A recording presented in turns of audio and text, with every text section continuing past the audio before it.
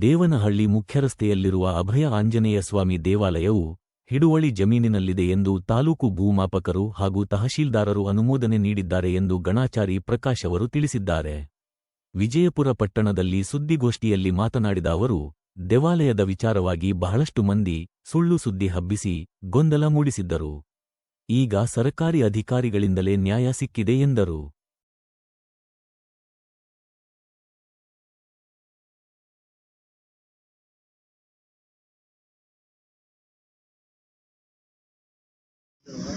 ನಮ್ಮ ಆಂಜನೇಯ ಸ್ವಾಮಿ ದೇವಸ್ಥಾನದ್ದು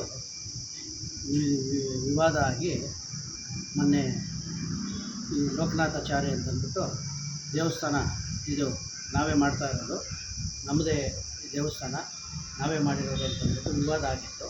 ಈ ವಿವಾದದಲ್ಲಿ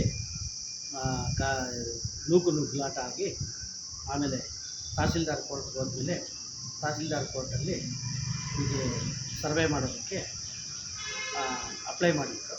ಇದು ಖರಾಬ್ ಜಾಗದಲ್ಲಿದೆ ಅಂತ ಹೇಳಿದ್ದಕ್ಕೆ ಆಮೇಲೆ ಸರ್ವೆ ಮಾಡಿ ಇದು ಖರಾಬ್ ಜಾಗದಲ್ಲಿ ಇದೆಯಾ ಇಲ್ಲ ರಾಜಕಾಲುವೆಯಲ್ಲಿ ಸಂಬಂಧಪಟ್ಟಿದೆಯಾ ಇಳುವಳಿ ಜಾಗದಲ್ಲಿ ಸಂಬಂಧಪಟ್ಟಿದೆಯಾ ಡಾಕ್ಯುಮೆಂಟ್ ಕೊಡಿ ಅಂತಂದ್ಬಿಟ್ಟು ನಮ್ಮ ತಹಸೀಲ್ದಾರ್ಗೆ ಮನವಿ ಮಾಡಿದ್ವಿ.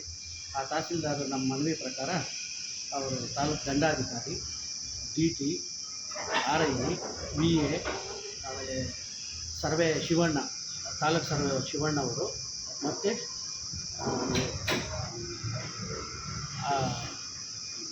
ಬಂದು ಎಲ್ಲರೂ ಸರ್ವೆ ಮಾಡಿ ಇದನ್ನು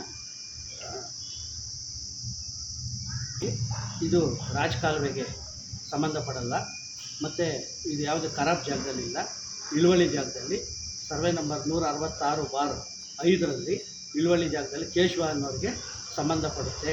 ಈ ದೇವಸ್ಥಾನ ಯಾವುದೇ ಕಾರಣಕ್ಕೂ ರಾಜಕಾಲುವೆಗೆ ಮತ್ತು ಖರಾಬ್ ಜಾಗದಲ್ಲಿ ಇಲ್ಲ ಅಂತಂದ್ಬಿಟ್ಟು ಜನಗಳ ಸಮಕ್ಷಮದಲ್ಲಿ ಅಳತೆ ಮಾಡಿ ಗ್ರಾಮಸ್ಥರು ಎಲ್ಲ ಮುಂದೆ ಅಳತೆ ಮಾಡಿ ತಹಸೀಲ್ದಾರರು ನಮಗೊಂದು ಸ್ಟೇಟ್ಮೆಂಟ್ ಕೊಟ್ಟಿದ್ದರು. ಆ ಸ್ಟೇಟ್ಮೆಂಟ್ ಪ್ರಕಾರ ಈಗ ಈ ಸರ್ವೆ ಸ್ಕೆಚ್ ಕೊಟ್ಟಿದ್ದಾರೆ. ಈ ಸರ್ವೆ ಸ್ಕೆಚ್ ಪ್ರಕಾರ ನಮ್ಮ ತಮ್ಮವರು ಕೇಶವ ಅನ್ನೋರು ಜಾಗದಲ್ಲಿ ಈ ದೇವಸ್ಥಾನ ಇದೆ.